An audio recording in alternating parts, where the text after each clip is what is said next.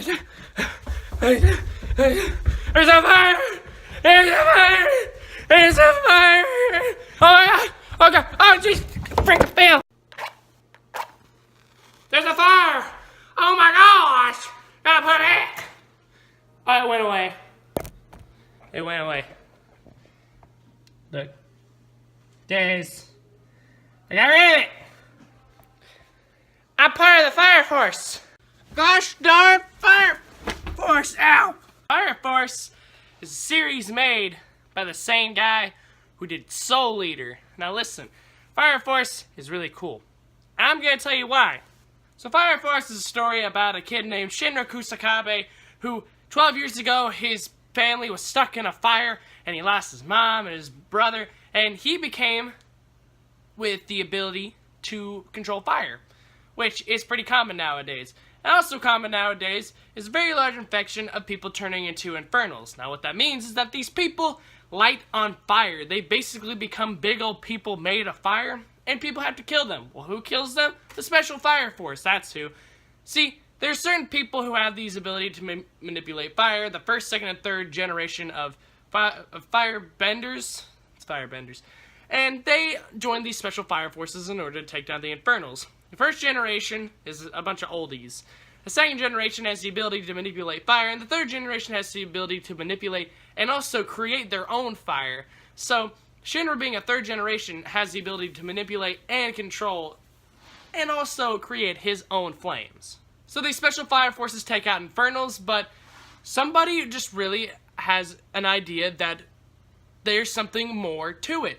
That there is something deeper than what is being shown on the surface, and that there's something actually causing these Infernals. So we meet Shinra, who joins Special Fire Force Company number 8, and his goal is to figure out what happened to his family and exactly how that fire started.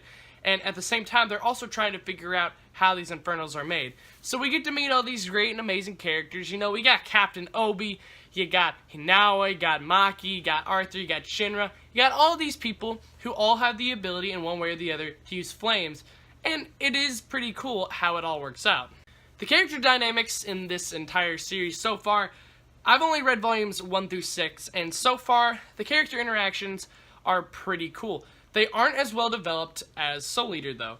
See, now in Soul Eater, it was kind of hard to top that. The first 3 chapters are dedicated to the main set of characters, and all of the characters that were shown off through the entire series were all pretty cool, and it's kind of hard to top introducing those characters. For Fire Force, they are interesting characters, but it does take some time for them to become actually interesting, because at the beginning, it is kind of bland. It kind of seems like it's going to be a little bit boring, like it's just going to be kind of like a Monster of the Week type of show, but it honestly didn't end up that way.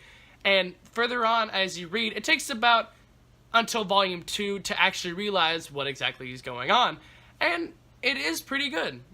Like right now, as of volume 6, I'd say that is probably one of my favorites that I've read this year. The characters are pretty well done, and the story is pretty interesting. But further on down the line is when it actually gets interesting, so when you first start off, it is pretty boring. The art is probably one of my favorite parts. The art of Atsushi Okubo is pretty interesting. It's creative, but it's simple. See, he doesn't really work too hard on, like, putting all this gear on these people. He just kind of focuses on working on their faces and stuff, instead of actually just trying to, like, make them all big and bulky and stuff. But he has a good way of distinguishing people from one another and make them memorable to look at and also to be seen on the screen. Or, in this case, a manga page. Like I said, this is taking some notes from Soul Eater a bit, but Fire Force is also making a name for itself, and I'd say that it is pretty interesting. And right now, it's probably one of the best ongoing shonens. No, not shonen. Probably just one of the best stories out right now. Probably one of the best ongoing manga at the moment, and it is really interesting. So for me, I liked it a whole lot. Not as much as Soul Eater per se, because the start of this is pretty slow, but the characters really make it interesting, and also, you begin to actually like Shinra. He's not really annoying, and there's a difference. What he wants to do is become a hero. That's his driving force. But the thing is that he's not annoying like some other people. So you have people like, I'm going to use Asta from Black Clover. When your main goal of saying that your like drive is for everything, and that's why you want to do everything, that becomes a little annoying.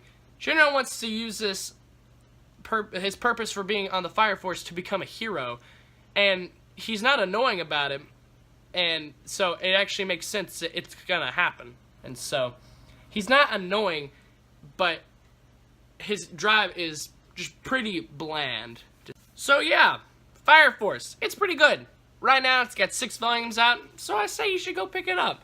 And I mean, we all can't be on the Fire Force like me, so better watch out, because fire dangerous. Only you can prevent forest fires. And also people from busting into flames. So that's not the point. Point here is that you should read Fire Force, and I'm done here. Goodbye.